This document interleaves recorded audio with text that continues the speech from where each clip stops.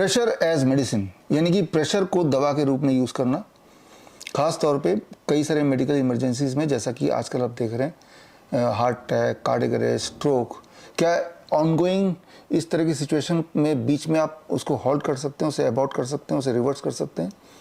यहाँ पे उपयोगी होगा प्रेशर एज मेडिसिन। एक उदाहरण लेते हैं, टैकीकार्डिया। टैकीकार्डिया एक मेडिकल कंडीशन है जहाँ पे पल्स रेट डेंजरसली हाई हो जाता है। नॉर्मल पल्स रेट 60 to 100 के बीच में होता है, तो यहाँ 200, just double pulse rate. Palpitation बढ़ जाना, एंजाइना, चेस्ट पेन हो जाना, ब्रेथलेसिंग हो जाना, नोजिया फील करना, या फिर बेहोशी की तरफ जाना, फेंट होने लगना, ये सारे सिम्टम्स को अगर हॉल्ट करना है तो यहाँ पे काम कर सकता है प्रेशर एज मेडिसिन। यानी कि आपने लंग एरिया में, इंट्राथोरेसिक एरिया में 40 mmHg का प्रेशर डालना। कैसे डालना है, उसके लिए इस तरह का किट बना लीजिए जैसे मैंने बनाया है, और इस किट के अंदर वो सारे टूल्स होंगे जो आपकी मदद कर सकता है एक्सट्रीम मेडिकल इमरजेंसीज में। तो इसमें ही एक टूल जिसको अभी यूज़ करेंगे, ये एक नॉर्मल सिरिंज है जो कि आपको बाज़ार में मिल जाएगा 5-10 रुपये में। इसके आगे की जो नीडल है उसकी ज़रूरत नहीं है, सिर्फ इतने की ज़रूरत है। ये किसी की जान बचा सकता है आसानी से।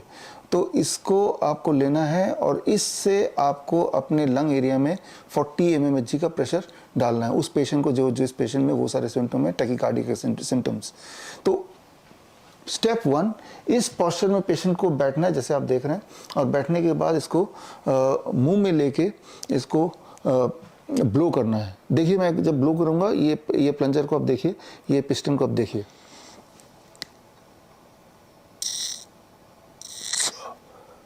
अभी आपने देखा कि जब मैंने ब्लो किया तो ये पिस्टन बाहर आने लगा। तो ऐसे ब्लो करने की कोशिश करनी है लगभग 15 सेकेंड। हो सकता है कुछ पेशेंट नहीं भी कर पाए या मुश्किल से कर पाए, लेकिन 15 सेकंड की कोशिश। और उसके बाद स्टेप 2, उस पेशेंट को इस पोस्चर में, इस पोस्चर से इस पोस्चर में लिटा देना है।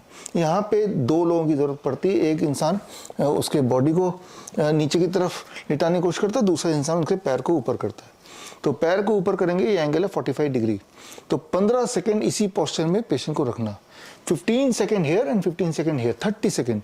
इस 30 सेकेंड के बाद वो पेशेंट नॉर्मली बैठ जाएगा, और बाय दैट टाइम आप देखेंगे वो जो पल्स रेट है, एक्सपेक्टेड ये है कि पल्स रेट बिल्कुल आधे में आ गया, मतलब 100 के नीचे आ गया, और साथ ही साथ जो सिम्टम्स थे वो भी धीरे धीरे कम होने लगे। इसे कहते हैं, इस टेक्निक को मॉडिफाइड वल्सल्वा मैन्यूवर। ये बहुत ही इम्पॉर्टेंट टेक्निक है जो मेडिकल इमरजेंसीज़ में all over the world already use किया जाता है।